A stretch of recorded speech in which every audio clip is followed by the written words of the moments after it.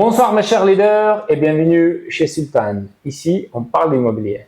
Et aujourd'hui, j'ai un super invité pour vous, un coach spécialisé dans le domaine de l'activité professionnelle, donc avec qui on va parler de nos peurs et l'influence de cette peur en fait qu'il peut avoir sur la prise de décision lorsqu'on est un acheteur, lorsqu'on est un vendeur ou un conseiller en immobilier. Bonjour Kalimet. Bonjour Sultan. Ça va? Comment vas-tu? Très bien. Je me permets de le tutoyer parce qu'on se connaît depuis longtemps. Avant de commencer, j'aimerais dire quelques mots par rapport à toi. Et puis tu me diras si c'est vrai ou pas. Donc dans le passé, tu es un ancien officier. C'est ça. Un parachutiste qui a participé aux nombreuses missions à l'étranger. Aujourd'hui, tu es diplômé de 2 diplômes, donc une de coach sportif et puis la deuxième coaching professionnel, donc qui est reconnue par ICF, si je ne me trompe pas. Et depuis, donc tu as eu le privilège d'intervenir dans de grandes entreprises qui sont connues comme le Maison Hermès, EDF, Bruno Cucinelli, Ariana Espace, Ariana Espace, c'est ça. Ariana Espace, ouais. C'est une société française? C'est ça, une société française spécialisée dans l'envoi des fusées, dans l'envoi des fusées dans l'espace. Ok. Ouais. Et ainsi que les autres entreprises pour créer une cohésion, définir une mission et surtout établir les valeurs de l'entreprise. Donc également aujourd'hui, tu es le mari et le père de 2 enfants. Et c'est très important parce qu'aujourd'hui, on va parler d'immobilier, mais surtout de nos peurs. Et en fait, beaucoup plus souvent, nos peurs, ils sont associés à nos enfants, c'est à notre éducation. Donc, c'est pour ça que je pense que ton rôle en tant que père et en tant que mari, tu peux aussi partager quelques informations très intéressantes. Est-ce que tu veux compléter quelque chose ou peut-être non, déjà, corriger? Merci pour ce partage, pour ces informations. Et seulement, j'aimerais souligner autour de mon activité qui se divise en 2 parties. Oui, tout ce qui est coaching d'équipe, comment on peut performer une équipe, comment on peut faire en sorte que l'équipe soit soudée comme des militaires et puisse accomplir ses missions. Ça, c'est le premier axe dans des entreprises. Et qui parle des équipes, qui parle de groupes, aussi parle de l'accompagnement individuel. Donc, en parallèle de ça, je fais du coaching individuel. Ça peut être la reconversion, ça peut être la création d'entreprise, ça peut être tout simplement atteindre des objectifs, tout ça. Donc, juste précision autour de ces 2 spécialités, on va dire, mais autour du coaching professionnel. Merci pour la précision. Et dis-moi, comment tu as choisi le coaching? Comment j'ai choisi le coaching? J'ai envie de dire, c'est moi qui ai choisi, mais plutôt, je pense que c'est le coaching qui m'a choisi. D'accord. Je m'explique. Jusqu'à l'âge de 24 ans, j'ai habité au Kyrgyzstan. Comme tu disais tout à l'heure, j'étais un officier de la garde frontière. Donc, il y a une ministère de la garde frontière au Kyrgyzstan. C'est différent par rapport à la France. Et j'ai vécu des situations assez difficiles qui m'ont poussé de venir en France. Donc, je recommence de zéro et en France, à l'âge de 24 ans, donc je m'engage à la Légion étrangère.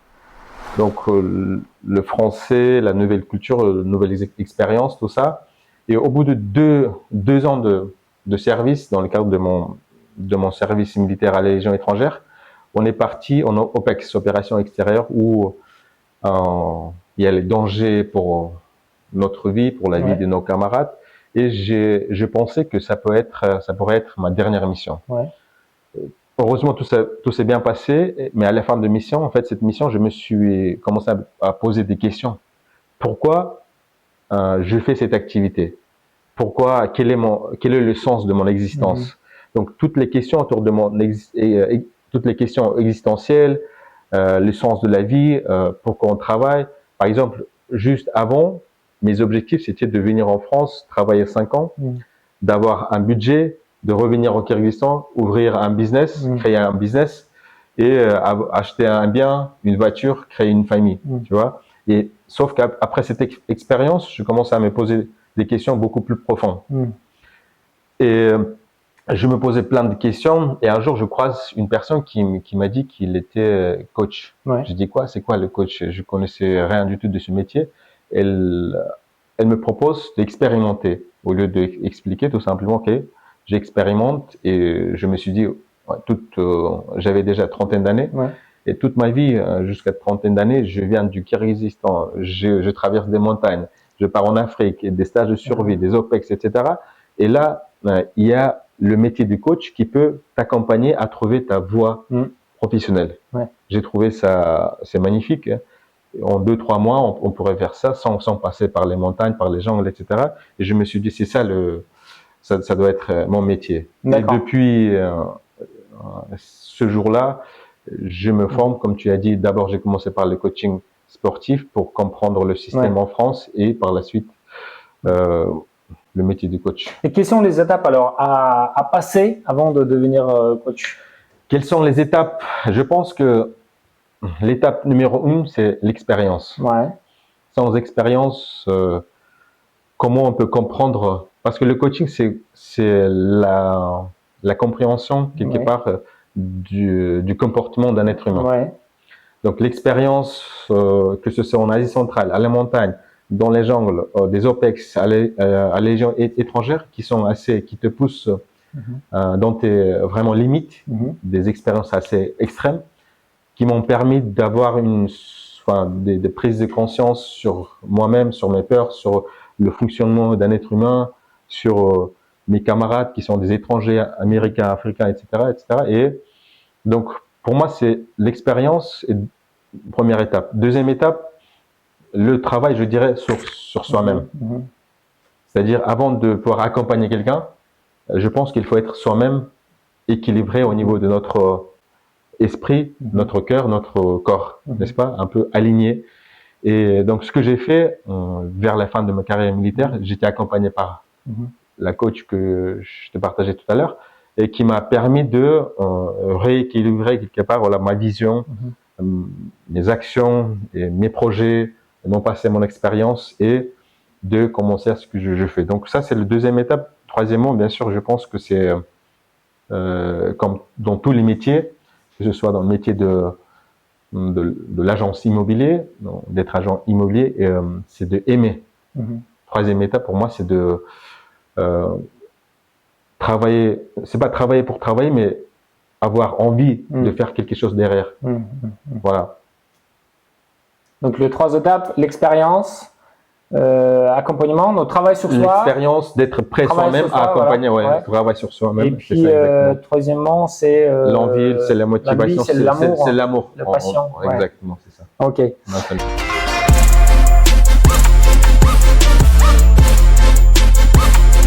Qu'est-ce que tu aimes le plus dans le métier? Qu'est-ce que j'aime le plus dans ce métier, ce que je fais? Tout de suite, une expérience qui traverse mon esprit. C'est une expérience que j'ai vécue le 29 juin, plus précisément, avec la société Ariane Espace. C'était 60 top managers à travers le monde. Et c'était justement une séance de coaching d'équipe. Donc, j'aime le plus le moment où je suis en train de travailler avec l'équipe, avec un groupe où nous travaillons sur les objectifs, sur la mission, sur la stratégie, sur les peurs, sur les obstacles de l'équipe, où je me sens à ma place, je suis 100% investi à l'équipe, au groupe avec lequel je travaille, et c'est un état où j'oublie tout. Comme si j'étais moi-même rien et j'étais à 100% à disposition de l'équipe avec laquelle je travaille. Donc, c'est ça, le processus, je dirais, processus du travail avec l'équipe, avec un collectif. Souvent, on appelle ça l'état de flou. C'est ça, flow, c'est ça, exactement. Voilà, on rentre dedans et puis on oublie tout. Qu'est-ce qui se passe à tout l'autre? Exactement, Et second moment, ce que j'aime le plus, bien sûr, c'est le résultat. Le résultat, quand les sociétés, quand les clients qui me disent « Oh, et merci pour cet accompagnement », pour moi, c'est une récompense plus importante que la récompense financière. Ouais. C'est-à-dire, quand ils me disent, OK, grâce à ce travail, bien sûr, c'est un travail, coaching, c'est toujours une collaboration commune, et qu'ils me disent, on a pu faire ça et on atteint des objectifs, etc. Donc, mais je pense que quand tu es 100% investi dans ce que tu fais et ce que tu aimes, il y aura toujours le résultat, je crois.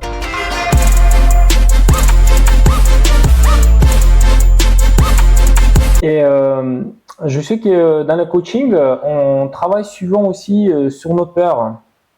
Exactement. Sur nos peurs. Et dis-moi comment en fait on peut éviter de transmettre et de donner en fait cette peur-là à nos enfants. Comment on peut éviter à transmettre en fait nos peurs à nos enfants, c'est ça? Oui, c'est ça, parce qu'en fait, beaucoup plus souvent, je vois que si les parents ils ont peur de quelque chose, forcément l'enfant il peut avoir la même peur. C'est-à-dire qu'ils ont peur à avoir un chien à la maison, ben, toute leur vie ils vont dire aux enfants, ben, écoute, chien c'est pas bien, il peut te mordre, c'est danger. Et du coup l'enfant il grandit déjà avec cette croyance, avec cette peur que chien c'est danger, alors que c'est pas toujours, quoi. Ouais. Ouais, effectivement, la peur, c'est dans un premier temps, j'ai envie de dire que la peur, en fait, toutes les émotions, dont la peur aussi, ce sont des émotions qui ont une bonne intention. Ouais. C'est-à-dire l'objectif, il y a un objectif, il y a une raison derrière la peur, n'est-ce pas? Donc c'est quoi dans ce cas-là l'intention, l'objectif de la peur? C'est de nous mettre en sécurité. Ça, c'est l'intention de la peur.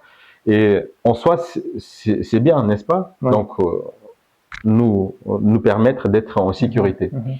Sauf que c'est vrai que bien souvent, pour les enfants qui grandissent dans une famille, c'est qui les exemplaires, les personnes auprès de qui ils apprennent le plus dans un premier temps? Auprès des parents, n'est-ce pas? Et les parents, consciemment ou inconsciemment, transmettent ces peurs, ces visions, leur état d'esprit, on va dire. Ils transmettent auprès de leurs enfants. Et comment on peut éviter cela? Je pense que, eh bien, en fait, déjà, les parents doivent être conscients de ça. La plupart du temps, je pense qu'ils n'ont pas conscience de ça. C'est parce que là, ils travaillent dans ce système comme c'est une habitude. Ils ne voient pas les conséquences, l'impact de ça sur la construction, sur la formation de leurs enfants. Donc tout d'abord, c'est la conscience des parents. C'est ça, que exactement. Eux, ils ont cette peur-là. Déjà, pour savoir. Et parce qu'en fait, comment on peut résoudre un problème? Eh bien, on doit être conscient qu'il y a un problème, n'est-ce pas? Connaître ce problème. Exactement. Et comment on peut être conscient de cela? Je pense que c'est la première chose, c'est le travail sur soi-même, l'introspection, ou plus précisément, en fait, sur le questionnement autour de ses actes, autour de son éducation, autour de sa relation avec ses enfants. Est-ce que tout ce que je fais, c'est OK dans sa formation? Est-ce que je suis pas en train de transmettre mes peurs à mes enfants ou pas du tout? Donc, le questionnement, après, bien sûr, si les parents ils se posent beaucoup de questions, ils veulent avoir plus d'assurance, je pense qu'ils peuvent contacter des professionnels, soit des coachs en relation familiale, soit des psychothérapeutes, tout ça. Donc, c'est toujours mieux de travailler avec les professionnels. Comme ça, pour éviter, comme disent les Chinois, vaut mieux de prévenir au lieu de guérir, n'est-ce pas? D'accord. Donc, juste pour résumer, donc tout d'abord, les parents ils doivent savoir leur propre peur pour ne pas le transmettre, déjà, avoir cette conscience en fait. Et puis deuxièmement, s'ils ont déjà une certaine peur, travailler avec des professionnels de métier pour pouvoir limiter un petit peu l'effet, quoi. Travailler sur eux-mêmes, et ils peuvent aussi travailler sur leurs enfants. Identifier, est-ce que les enfants comme vous faites un état des lieux dans un bien, la même chose, un état des lieux auprès d'un enfant. Est-ce que son éducation, est-ce que son comportement, sa vision, ses peurs, ses émotions sont bien adaptées en fonction de sa situation, de sa vie? Avec tes réponses tout à l'heure, tu as donné déjà à 50% quelque part la réponse pour ma question suivante. Ouais. Et donc, la question suivante, c'est de savoir si pour une raison X ou Y, je dois aller déménager au sud, soit je dois changer le job, soit je dois peut-être divorcer ou encore une fois marier ou prendre une décision en fait importante dans ma vie. Et en fait, je n'ose pas, j'ai peur de passer cette cape. Et qu'est-ce que tu peux conseiller en fait? Comment on peut résoudre ce problème en fait? Comment on peut dépasser cette peur? Comment on peut dépasser ces peurs afin de atteindre nos objectifs, c'est ça? Tout à fait, ouais. En gros, donc par exemple, Passer à l'action. Que ce soit ouais, le déménagement, la divorce, tout ça. Déjà, oui, dans un premier temps, pour moi, c'est l'objectif ultime. Par exemple, qu'est-ce que tu aimerais si tout était bien? Admettons, on va prendre un déménagement, d'accord? Si tout était bien, qu'est-ce que tu ferais? S'il n'y avait pas de conséquences, si tout allait bien, qu'est-ce que tu vas faire? Et si c'était vraiment le déménagement que tu aimes vivre au bord de la mer et avoir une villa, je sais pas, une maison et construire une famille, tout ça, est-ce que c'est ça l'objectif ou pas du tout? Et si c'est vraiment c'est ça l'objectif et ça te parle et ça te vibre, eh bien donc cela structuré comme un objectif. Dans un second temps, de te dire en fait qu'est-ce qui t'empêche pour atteindre ça. Est-ce que ce sont tes peurs? Par exemple, tu as peur de quoi? Identifier en fait de te mettre face à tes peurs. J'ai peur de quoi? Par exemple, quelles sont les peurs? La plupart du temps, les gens ont peur de regard des autres. Par exemple, il y a un déménagement. Qu'est-ce qu'ils vont, en fait, par exemple, ma famille ou mes proches, mes collègues vont me dire, ah ok, il est parti au bord de la mer. Avec quel genre de critique que j'aimerais pas ne pas avoir. Et donc identifier ces peurs, à quel point ce sont des peurs vraiment, je veux dire, réelles. Pourquoi réelles? La plupart du temps, ça c'est vraiment un point très très important. La plupart du temps, en fait, 92% des peurs, ce sont des peurs dans notre tête, c'est-à-dire dans notre esprit. On peut être tranquille chez soi, comme ça, assis sous un fauteuil, et on peut avoir peur déjà, comme si tout allait mal. Et donc, 92%, ce sont en fait, c'est pas mes statistiques, ce sont des données des scientifiques, et ce sont des peurs qui sont créées dans notre tête, ce sont des scénarios. En réalité, tout va bien, juste ça se crée dans notre tête. Et seulement 8% de nos peurs se sont liées à des situations vraiment dangereuses, comme je sais pas, un serpent qui arrive ou une voiture qui est en train de rouler à 80 km à l'heure. Et voilà, donc l'objectif clair, identifier de quoi tu as peur, et dans le troisième temps, voir est-ce que ce sont des peurs que tu peux vraiment traverser, passer le cap, ou ils te freinent. Et si jamais tu n'arrives pas à trouver les solutions, bien sûr, je pense que l'idée, ce serait de bien être accompagné par quelqu'un qui va être spécialiste du domaine.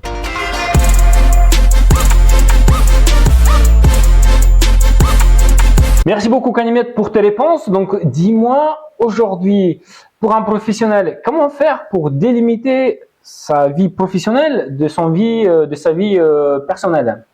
Donc délimiter pour avoir une vie équilibrée, c'est ça? Tout à fait, tout à fait. Pro et perso. Je pense que il est important dans un premier temps d'avoir une vision claire de sa vie bien équilibrée. Comment toi tu imagines ta vie perso et ta vie privée? Comment un équilibre, par exemple. Imaginez par exemple comment, parce que ça c'est un choix ou une vision assez personnelle, je crois. Par exemple, suivant les métiers, par exemple les gens qui travaillent à l'aéroport, ils travaillent dans la nuit, dans la journée ils se reposent. Ou pareil pour les personnels des hôtels, et pour les agents immobiliers, je pense aussi, j'imagine vous travaillez le soir et le week-end, tout ça. Donc comment on fonctionne bien sûr votre situation, comment vous imaginez par exemple, c'est-à-dire je travaille de telle heure à telle heure et de telle heure à telle heure je passe avec ma famille. Comment est-ce qu'en fait déjà il y a une situation idéale, équilibrée pour vous, c'est de bien décrire par jour, par semaine les étapes. Ça, c'est pour moi, je pense que la première étape. Ouais. Et parce qu'en fait, avant que le cerveau soit bien clair dans le cerveau, donc si un cerveau n'a pas une vision très Ouais. claire, Ouais. bien, il est très difficile d'atteindre cet objectif, n'est-ce pas? Donc, D'accord. si l'objectif est flou, Ouais. comment on peut Donc, tout le d'abord, un voir? espèce d'état désiré. Qu'est-ce qu'on souhaite Exactement. Ouais. d'avoir? D'accord. Qu'est-ce qu'on souhaite d'avoir de manière précise Oui, précis. et claire? Donc, Ok. ok, de quelle manière, comment, tout ça. Dans un second temps, dans une vie privée, perso équilibrée, et surtout Ouais. la partie privée, je Ouais. pense que qui est aussi très important, de passer le moment. En fait, je pense que c'est pas le, en tout cas par rapport à ma vision et le temps que je passe avec ma famille. Pour moi, le plus important, c'est pas l'heure que je passe avec Ouais. ma famille. C'est-à-dire, c'est pas le week-end, c'est pas du samedi au vendredi, ok, ou par exemple au dimanche soir ou mercredi, tout ça. C'est la qualité. Je veux passer 2 heures avec ma fille ou avec ma famille, mais en 2 heures, nous avons vraiment profité de Ouais. cet instant. Voilà, on est bien content. Je suis 100% à leur Ouais. disposition. Je suis 100% présent. Je les écoute. Voilà, je passe le moment Ouais. avec ma famille. Donc, dans un second temps, c'est, je pense qu'avoir meilleure qualité de La temps. qualité au lieu de quantité? C'est ça, exactement. Ouais, Parce d'accord. qu'en fait, on peut être à la maison chez soi, mais dans sa tête, on peut être au travail, n'est-ce pas? D'accord, ouais. De penser à ses clients ou de son collègue, de son Ouais. manager, etc. Ouais. Et tes enfants ou ta Ouais. femme te Ouais. disent quelque chose. Et là, ils savent, ils Ouais. ressentent surtout les femmes, ils Ouais. sont très, Ouais. très réceptifs Ouais. Ouais. à Ouais. notre état, n'est-ce pas? Et ils savent tout de suite. Et donc, ça crée une sorte d'ambiance, Ouais. c'est-à-dire, ou qualité de temps, pas assez qualitatif, on va dire. D'accord. Donc, deuxièmement, c'est la qualité de essayer de vraiment de passer le moment qualitatif. Et dans un troisième temps, Ouais. c'est quoi? Donc, dans un troisième temps, c'est quoi? Quels sont les éléments qui t'empêchent de créer cet équilibre que tu désires? C'est quoi? Qu'est-ce qui t'empêche? Qu'est-ce que ça te freine? Est-ce que D'accord. c'est le travail? Est-ce que c'est le stress? Est-ce que c'est la situation? Est-ce que c'est ton, je sais pas, ta situation ou peut-être la situation familiale? Bref, on fait, il y a beaucoup de choses, mais dans la situation de la personne, quels sont les éléments les plus importants qui t'empêchent d'atteindre cet équilibre? De les identifier et bien sûr de les résoudre. C'est-à-dire avoir, voilà, donc cet état désiré et équilibré de ta vie pro et perso. Je pense que les axes le plus importants, c'est ça, mais après, ça dépend aussi de la situation des gens, du travail, du métier, le matin, le soir, etc., etc. Mais surtout aussi, une question est très, très importante à se poser. En quoi c'est important d'avoir cet équilibre entre la vie pro et perso? Ouais. Ouais. Le travail, c'est bien.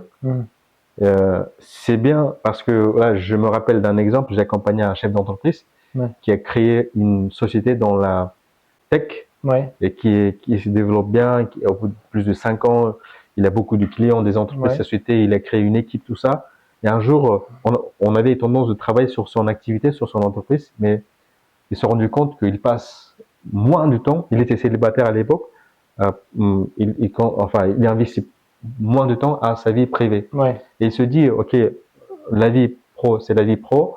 Et à partir de ce moment-là, par exemple, le week-end, le soir, je vais pouvoir m'investir à moi-même, à mes relations. Et un peu plus d'un an, il se mariait. Ah ouais. Et il m'a invité à ça. Donc, tu vois, je pense que c'est aussi cette espèce enfin, c'est pas espèce, c'est une question qu'on peut se poser. En quoi c'est important sur le long terme? Si je continue de telle manière, qu'est-ce qui se passerait? Là, tu as parlé de choses qui sont importantes pour nous, donc et ça me donne envie comment dire, de dire quelles sont nos valeurs, quoi. Hein, savoir d'abord quelles sont nos valeurs, pourquoi c'est important de passer le temps avec les familles. Peut-être parce que pour qui est certain, il y a des gens qui sont 24 sur 24 au travail, ils sont heureux. Donc, parce que peut-être la question de famille, pour eux, ça veut dire rien du tout, c'est pas important pour eux. Exactement. Donc, en quoi c'est important de savoir ses valeurs et faire respecter ces valeurs-là? En quoi c'est important de savoir ses valeurs et faire respecter, comment? Écoutez, faire respecter ses valeurs, ou les valeurs pour moi, c'est une colonne vertébrale sur laquelle on construit un corps, une vie. Sans valeur, on peut pas vraiment, je pense que construire une vie bien équilibrée, épanouie.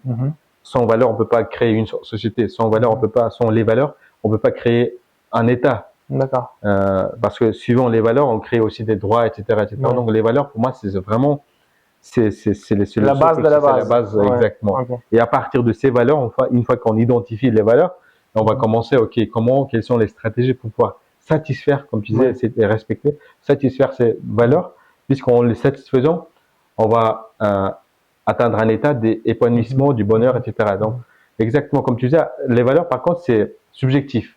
Pour toi, ça peut être le temps, la famille, comme tu disais, le travail, etc. Pour une autre personne, pour moi, ça peut être totalement différent. Donc, dans un premier temps, c'est de justement, si on veut, je pense que tout le monde souhaite d'être heureux, vraiment travailler sur ses valeurs.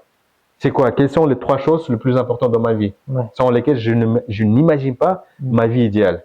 Donc, une fois qu'on identifie, dans un second temps, ces 3 choses, ça m'amène à quoi? Si je respecte, où est-ce que la direction? Dans 5 ans, 10 ans, où est-ce que je vais? Quelle est la vision? Quel est l'état désiré, comme tu disais tout à l'heure, le but ultime? Ok, ensuite, stratégie, comme les militaires. Ok, quels sont les actes aujourd'hui? Quelles compétences? Quelles sont les actions que je dois mettre en œuvre pour satisfaire ces valeurs au quotidien, d'avoir plus d'énergie et arriver à cette direction qui m'attire.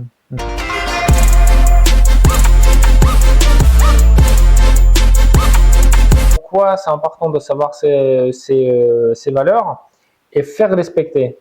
Et tu peux m'éclaircir un petit peu par rapport à faire respecter ces valeurs-là? En quoi c'est, ouais. En quoi c'est important de faire respecter ces valeurs? Je pense que, par exemple, une personne se sent heureuse lorsque la personne commence à évoluer ou lorsque la personne commence à satisfaire ses valeurs. Donc, satisfaire ces valeurs nous permet vraiment de sentir la vie, de ressentir la vie, de vivre vraiment l'instant présent ou vraiment vivre pleinement. Donc, d'atteindre ce niveau de satisfaction, niveau de bonheur, niveau d'épanouissement, comme on peut l'appeler comme on le souhaite, c'est-à-dire un état émotionnel bien satisfait. C'est pour cette raison nous avons besoin de satisfaire nos valeurs. Et en quoi c'est important on peut dire la question suivante, on peut poser la question suivante, important d'avoir un état d'émotionnel assez satisfait. Eh bien, je pense qu'en étant dans cet état, nous aurons des bonnes décisions, nous allons pouvoir sentir la vie, et de ressentir qu'on vit vraiment pleinement, et non pas avoir un sentiment d'être à côté de sa vie, de passer à côté de sa vie, ou on est en train je sais pas, échouer sa vie ou perdre sa vie, etc., etc. Tu vois, vraiment à sa place, aligné, et comme on dit en français, en fait, j'aime bien cette phrase, d'être dans son élément, tu vois, à sa place. C'est ça le sentiment, en fait. C'est ça l'importance d'avoir, enfin, l'importance de respecter, de satisfaire ses valeurs, de pouvoir sentir à sa place. Je pense que c'est ça, quelque part, pour moi, le sens de la vie. Mais aujourd'hui, c'est extrêmement rare d'avoir des gens qui sont alignés avec leurs valeurs. Ouais, parce qu'on ne nous apprend pas ni à l'école, ni nos parents ne nous disent pas. Est-ce que nous avons, jusqu'à présent, on a vu à l'école ou à l'université, ok, les gars, voici les valeurs, les élèves, etc. Et comment on travaille sur ça? Non, on n'a pas eu de cours. Mais c'est vrai que beaucoup plus souvent, même avec des psychologues, en fait, on parle pas de ça, en fait. C'est très rarement. C'est très rarement. C'est vrai que c'est plutôt avec des coachs par exemple, exactement. En fait, par exemple, moi, quand j'accompagne les gens, parce que les valeurs nous permettent de savoir pourquoi, par exemple, cet objectif. Pourquoi?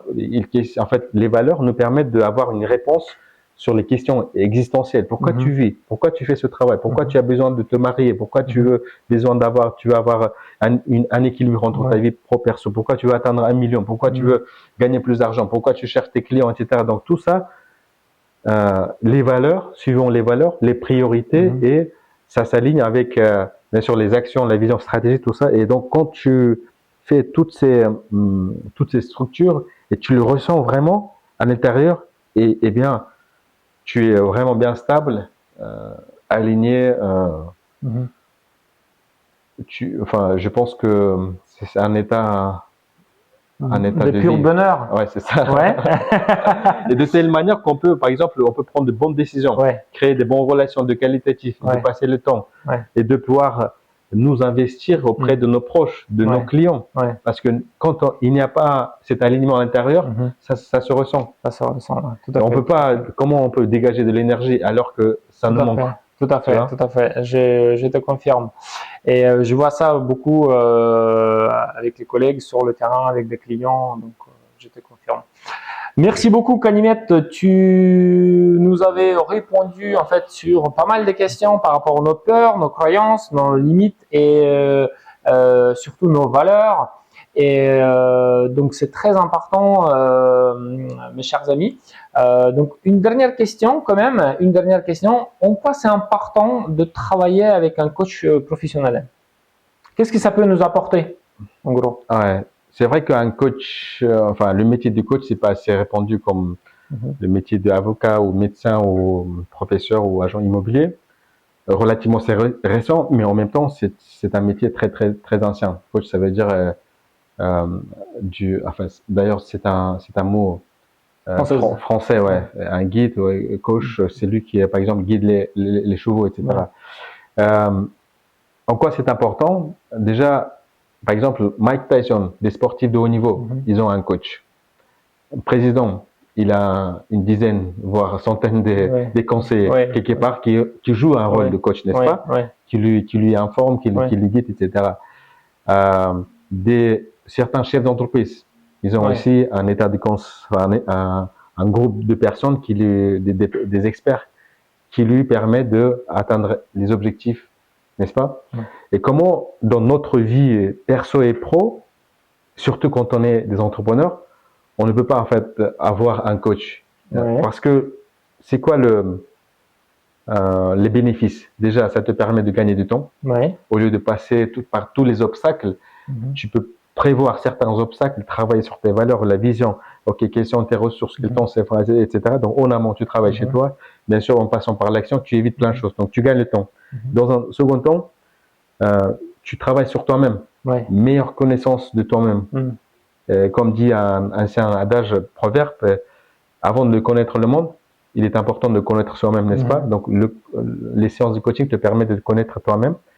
Et c'est aussi très important. Ensuite, surtout aussi, avancer, d'aller de l'avant, de ne pas rester stagné et voire dégradé, et avancer. Donc, en quoi c'est important d'avancer dans la vie? C'est très important, je pense.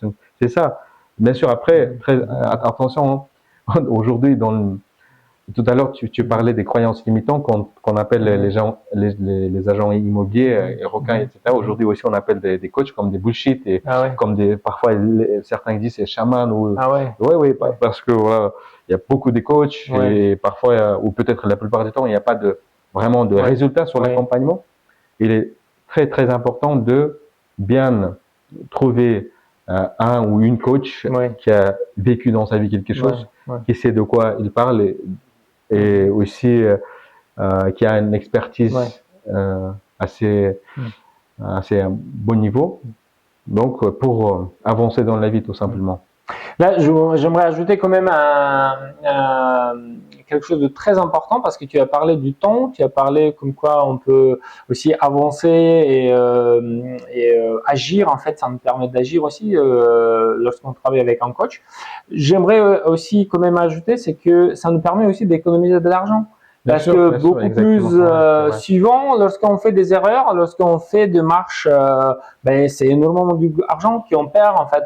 C'est ça, énormément d'argent. Et économiser le temps, c'est équivaut aux argent, quoi. Donc derrière, voilà, il y a une rentabilité beaucoup plus intéressante. Et surtout, je pense que si on travaille sur le domaine professionnel, derrière, indirectement, on touche aussi tout ce qui est question de vie personnelle. Donc c'est vraiment gagnant-gagnant, quoi. Hein, c'est dans tous les sens. Parce qu'on travaille sur tous les aspects qui ont un lien entre eux.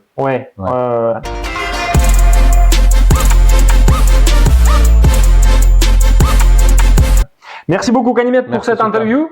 C'était vraiment riche et inhabituel parce que d'habitude c'est de professionnels de l'immobilier qui viennent, mais aujourd'hui, nous avons un coach qui est spécialisé dans ce domaine-là et je me suis dit que c'est très important de partager son expérience avec vous et j'aimerais, je mettrai ces liens en description, vous pouvez aller voir et surtout n'hésitez pas à liker et laisser un petit commentaire par rapport à Khadim El-Japarov. Qu'est-ce que vous pensez de ce métier?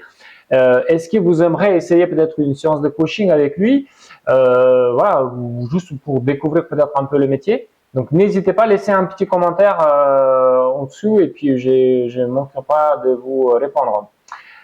Mes chers amis, je vous dis merci et à très vite. Merci pour votre fidélité et je vous dis bye bye.